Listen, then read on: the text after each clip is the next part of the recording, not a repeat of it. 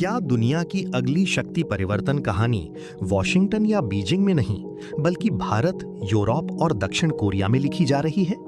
पिछले कुछ दिनों में हमने देखा, भारत अपनी एरोस्पेस क्षमता को बड़े स्तर पर बढ़ाने की योजना बना रहा है।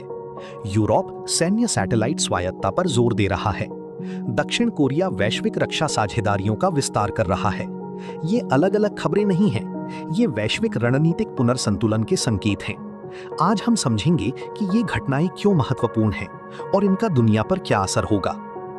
भारत हिंदुस्तान एरोनॉटिक्स लिमिटेड यानी HAL को एक बड़े एरोस्पेस और रक्षा हब के रूप में विकसित करने की दिशा में काम कर रहा है, जिसका केंद्र बेंगलुरु है।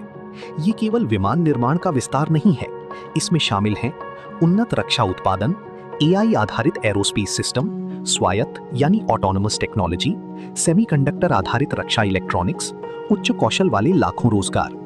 भारत अब सिर्फ रक्षा आयातक नहीं रहना चाहता, वह सह उत्पादन और स्वदेशी विकास की ओर बढ़ रहा है। ये रणनीतिक आत्मनिर्भरता की दिशा में बड़ा कदम है।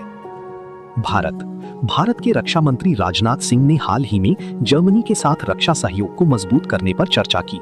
संभावित क्षेत्रों में शामिल हैं संयुक्त निर्माण, तकनीक हस्तांतरण, उन्नत रक्षा प्रणालियां, औद्योगिक साझेदारी। ये केवल द्विपक्षीय समझौता नहीं है, यूरोप अब अपने रक्षा सहयोग को विविध बना रहा है। भारत यूरोपीय इंजीनियरिंग विशेषज्ञता से लाभ उठाना चाहता है। ये एक बहुध्रुवीय रक्षा नेटवर्क की शुरुआत है, जहां देश लचीले, हित आधारित सहयोग बना रही हैं। दक्षिण कोरिया की प्रमुख कंपनी हैनवा ग्रुप वैश्विक रक्षा निर्यात और साझेदारी में तेजी से आगे बढ़ रही है। दक्षिण कोरिया की ताकत, उन्नत नौसैनिक प्लेटफॉर्म, मिसाइल तकनीक, रक्षा इलेक्ट्रॉनिक्स, सेमीकंडक्टर विशेषज्ञता। अब एशिया केवल रक्षा खरीदार नहीं है, वह रक्षा नवाचार और निर्यात का केंद्र बन रहा है।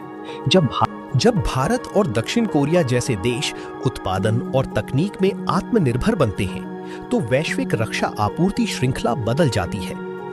फ्रांस और पोलैंड सैन्य सैटेलाइट सहयोग को मजबूत कर रही हैं। क्यों? क्योंकि आधुनिक युद्ध अब केवल जमीन, समुद्र और आकाश तक सीमित नहीं है। अब कक्षा यानी ऑर्बिट भी युद्ध का महत्वपूर्ण क्षेत्र बन चुका है। सैन्य सैटेलाइट की भूमिका, सुरक्षित संचार, रियल टाइम निगरानी, एन्क्रिप्टेड नेटवर्क, स्वतंत्र अंतरिक्ष खुफिया क्षमता। यूरोप रणनीतिक अंतरिक्ष स्वायत्तता चाहता है। जब इन सभी घटनाओं को जोड़ा जाता है, तो एक स्पष्ट पैटर्न दिखाई देता है। देश रक्षा आत्मनिर्भरता चाहते हैं।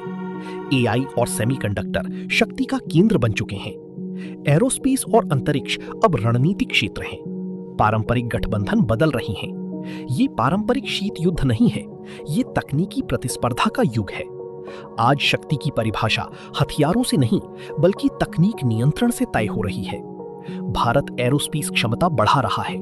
यूरोप अंतरिक्ष सुरक्षा मजबूत कर रहा है। दक्षिण कोरिया वैश्विक रक्षा साझेदारी का विस्तार कर रहा है। ये घटनाएं अलग-अलग नहीं हैं, ये संकेत हैं कि विश्व रक्षा संरचना पुनर्गठित हो रही है। सवाल ये है, क्या इससे वैश्विक स्थिरता बढ़ेगी या तकनीकी प्रतिस्पर्धा और तेज होगी? आने वाला दशक तय करेगा कि शक्ति संतुलन किस दिशा में जाएगा। अगर आप वैश्विक रणनीति, अंतरिक्ष और रक्षा विश्लेषण को गहराई से समझना चाहते हैं, तो एजवर्स इंटेलिजेंस चैनल को सब्सक्राइब करें।